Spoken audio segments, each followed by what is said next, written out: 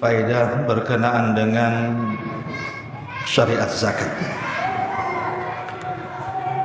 Karena biasanya ada orang yang memilih mengeluarkan zakat itu di bulan Ramadan,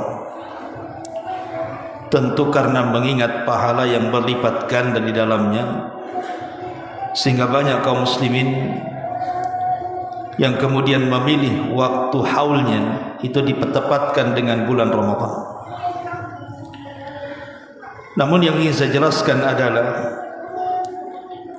apakah zakat ini semua orang boleh kita salurkan, ataukah ada orang-orang yang tidak berhak dan tidak boleh menerima zakat? Maknanya, jangan sembarang kita menyalurkan zakat, karena ada orang-orang yang tidak boleh mereka menerima zakat kita. Inilah yang kita akan bahas di malam hari ini. Siapa orang-orang yang tidak berhak mendapatkan zakat? Sebelumnya saya ingin jelaskan tentang perbedaan zakat dengan sedekah dulu. Apa sih perbedaan zakat dengan sedekah itu? Yang pertama, zakat itu diwajibkan dalam Islam, bahkan satu di antara rukun daripada rukun-rukun Islam.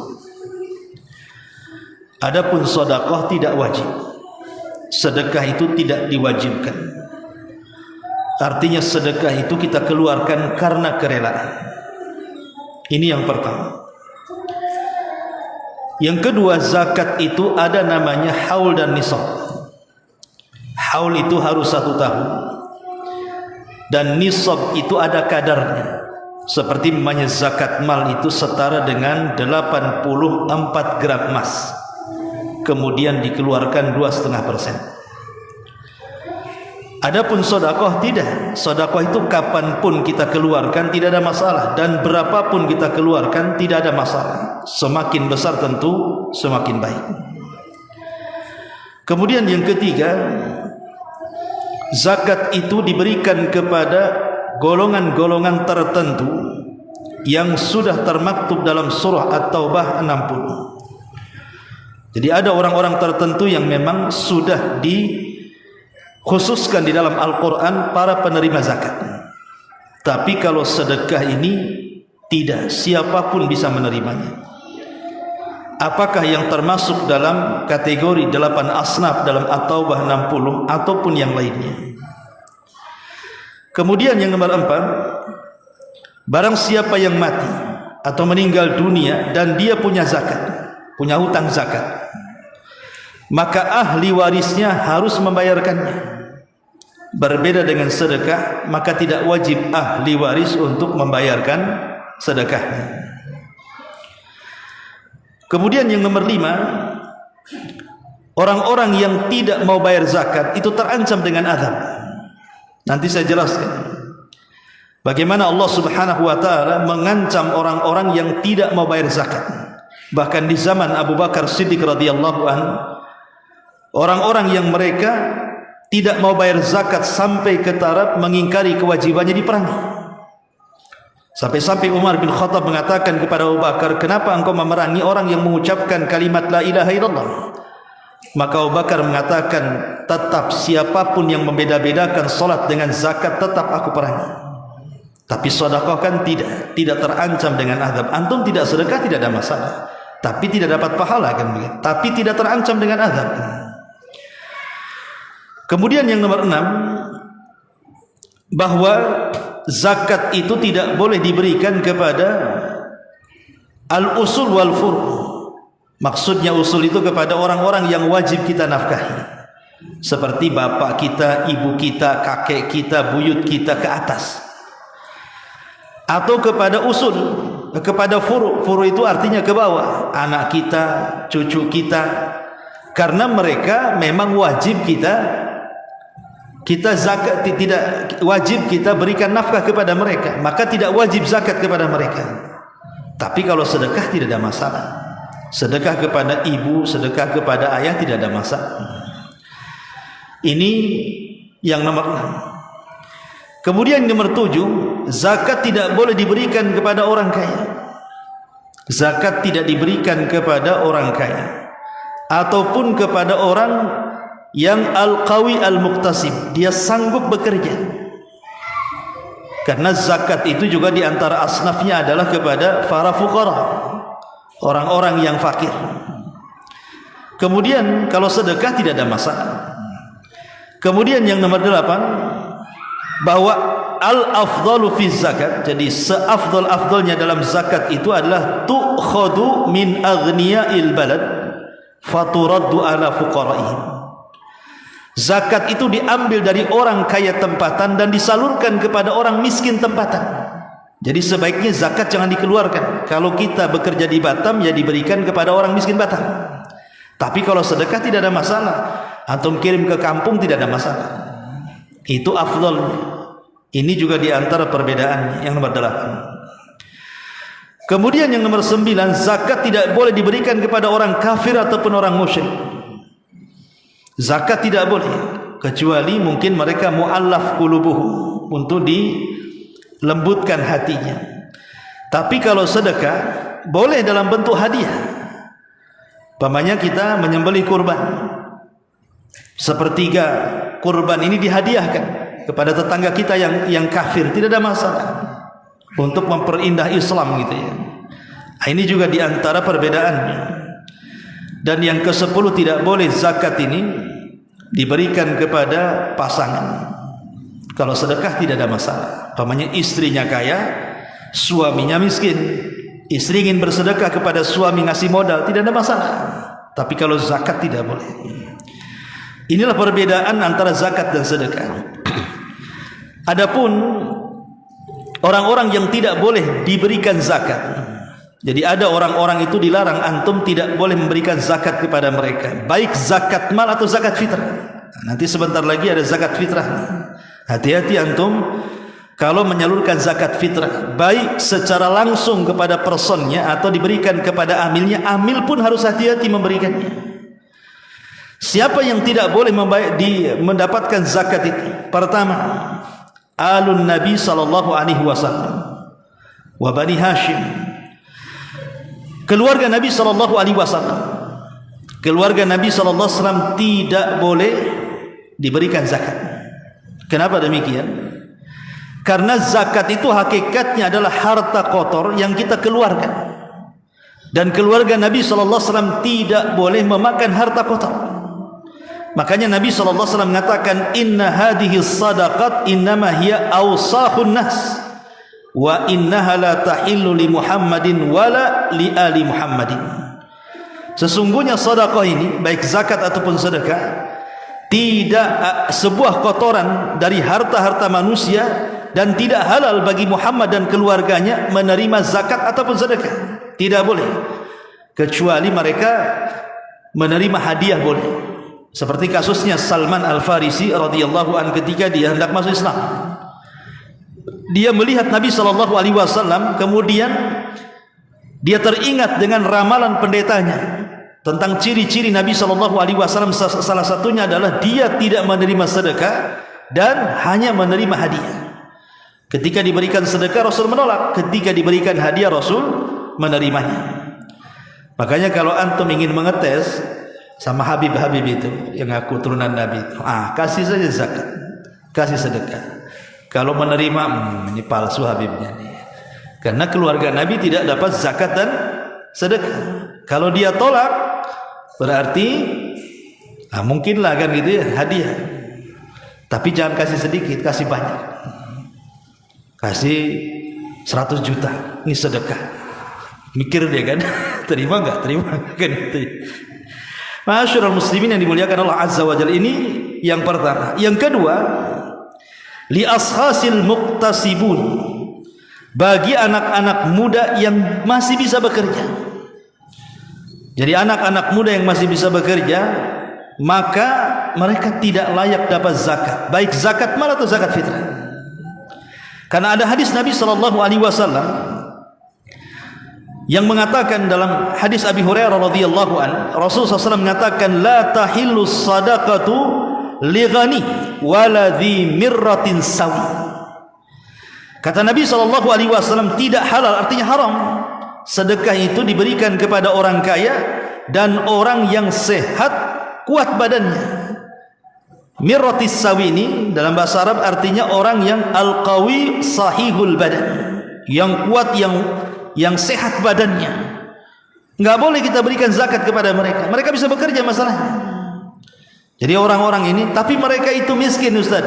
Miskin karena tak mau kerja dia. Kecuali dia posisinya sakit gitu ya, atau sudah tua, tidak sanggup bekerja, mungkinlah kita berikan zakat kepada mereka, baik zakat mal atau zakat fitrah gitu ya. Tapi orang-orang anak-anak muda yang kekar, yang kuat-kuat tenaganya gitu ya, bisa nukang, bisa ini, bisa itu, tidak boleh antum salurkan zakat kepada mereka, karena ada hadisnya tadi ya. Kemudian yang ketiga, orang kaya. Jelas karena orang kaya itu memang zakat diambil dari mereka, bukan mereka penerima zakat. Apa kata Nabi SAW? Tu'khudhu min aghniyaihim faturaddu ila fuqaraihim. Diambil dari orang kayanya, disalurkan kepada orang fakirnya. Lah kok malah diberikan zakat pula kepada orang kaya? Jadi orang kaya itu tidak berhak menerima zakat, kecuali ada pengecualian. Boleh orang kaya itu menerima sedekah atau zakat dari kita berdasarkan hadis Nabi SAW, la tahillus sadaqatu li ghaniyin illa li khamsatin. Tidak halal artinya haram orang kaya itu menerima harta kecuali karena 5 perkara. Al-amilu alaiha, dia jadi amil, dia pengurus amil zakat yang ditunjuk pemerintah, maka mereka berhak mendapatkan zakat. Ataupun kata Rasul, wa rajulun ishtaraha bimalihi, atau orang kaya bangkrut karena membantu orang, akhirnya dia bangkrut. Ataupun gharim, orang kaya yang kelilit hutang. Au ghazin fi sabilillah, atau orang kaya yang hendak berperang di jalan Allah.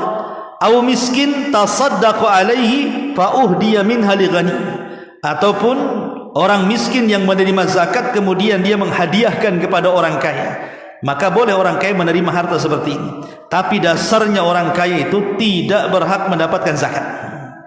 Tidak boleh antum zakat fitrah atau zakat-zakat yang lainnya diberikan kepada orang kaya. Ini yang ketiga. Yang ketiga. Yang keempat, orang-orang kafir. Orang kafir tidak boleh menerima zakat berdasarkan ijma' kesepakatan para ulama. Tidak boleh. Kecuali ada pengecualian. Kalau seandainya dalam rangka untuk melembutkan hati mereka, dan itu masuk pada mu'allafatu qulub, orang yang dilembutkan hatinya. Nampak nih orang ini mau masuk Islam nih, sudah ada tanda-tanya dapat hidayah nih, mau masuk Islam. Untuk makin cepat dia masuk Islam, kasih zakat. Itu kalau memang hendak melembutkan. Tapi kalau orang kafirnya sama saja, dikasih zakat nggak dikasih zakat juga nggak masuk Islam, ya buat apa kasihkan orang Islam? Ya, bagus orang Islam gitu daripada kepada orang kafir. Termasuk juga yang nomor 5, orang fasik. Ini khilaf ulama, tetapi yang rajih wallahu alam, orang fasik tidak menerima zakat walaupun dia miskin. Jadi hati-hati nih antum kalau nyalurkan zakat.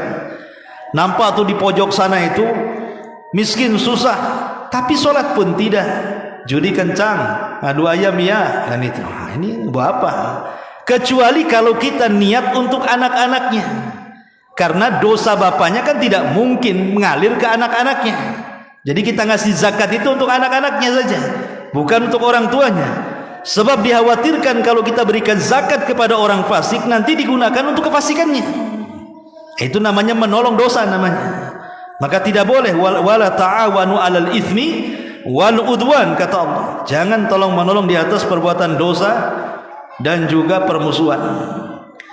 Kemudian juga diantara yang nomor 6, man talzamu wa tujibu alaihi manafaqah.